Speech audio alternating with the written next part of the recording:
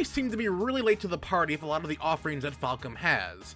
I have recently been getting knee-deep in the Legend of Heroes series with my playthrough of Trails in the Sky, and now I'm taking a dive into their other major franchise, Ys. And I'm starting my adventures with Ys Memories of Celceta. Now some of you may be asking, wait a minute, Gamma, didn't you already review this game? And yes we did! Our resident Falcom expert reviewed the PC version of Memories of Celceta. That review is a bit more in-depth from that perspective. This review will be a total newcomer's perspective and my thoughts from playing this game. Memories of Celceta opens up with our hero, Adol Kristen, stumbling into town.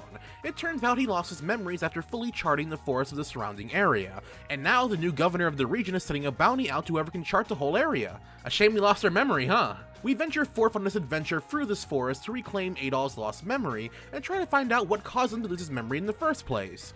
Oh, and also make a little bit of gold along the way. So with our task in hand, we venture forth into this unchartable forest to do the impossible. Chart it! I mean, how hard could it be? Adol did it already, albeit at the cost of his memory. And the core gameplay outside of the action combat is pretty much just that. You have this large forest to explore, and you can go in any which way you desire to begin exploring it. When you start out, your overworld map is not filled in at all, and it will slowly fill itself in as you make new discoveries the deeper that you go. I honestly love this idea. The game manages to give me a sense of adventure as I chart my way throughout this forest. It really manages to capture that feeling of being an explorer and exploring new lands extremely well, and honestly it was the drive that kept me going throughout this game. Now, outside of the exploration, let's discuss how the game actually plays, i.e. the combat and dungeoneering. When it comes to combat, it's pretty straightforward. Including Adol, you have a total of 3 party members out in the field at one time, and you have the ability to swap between them at the push of a button during combat. This allows you to switch between different weapon styles on the fly, which in turn allows you to take advantage of an enemy's weakness much more easily. The combat is incredibly fluid, and just a joy to cut through waves upon waves of enemies as I explored these new lands. The combos I was able to pull off felt incredibly satisfying, and there were enough challenging mobs to never make it feel like it was a true grind fest. The forest is not the only thing you'll be exploring in this game.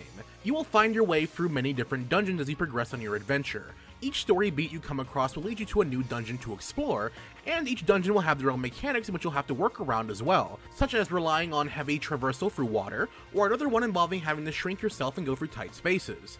There was enough flair that made exploring them enjoyable, but at the same time they did feel kind of mundane at times. Maybe it's because most of the puzzles I came across felt pretty simple, as each one normally relied on the new skill you just learned in the dungeon. But outside of that, they served a good supplement to the overall world, giving you actual structures to explore. Now on to what I found probably the weakest part of this game, the writing. I honestly didn't think I would ever say that about a Falcom game, but hey, here we are. The writing in this game feels kinda shallow, and was probably the biggest thing that was holding me back from really enjoying the game. I've been told from a narrative perspective this title is not the best for newcomers, and perhaps it had a lot to do with it, but I just really wasn't getting into it. You see, the whole narrative is centered around exploring this forest to try and get Adol's memories back and find out what happened to make him lose them initially.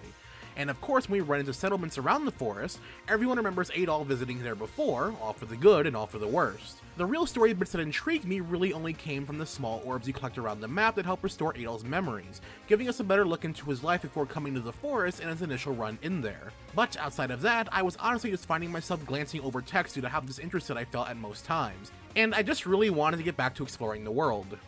That said, what I can say without a doubt is that the soundtrack in this game is absolutely fantastic, and is of course Falcom through and through. The music was a great way to supplement my adventure through this forest, and each new track that played fit the area I was in very well. You also had a lot of tracks that were really pumping me with excitement to the point where I had no issue staying in one area grinding through waves upon waves of enemies as I listened to the music. The soundtrack for this game was no slouch in the slightest. The last thing I wanted to mention is the actual port job of this game. Ys Memories of Celceta was originally a PS Vita game that was ported to PC by XSEED Games, the version we reviewed originally, which was then ported to the PS4 by Falcom.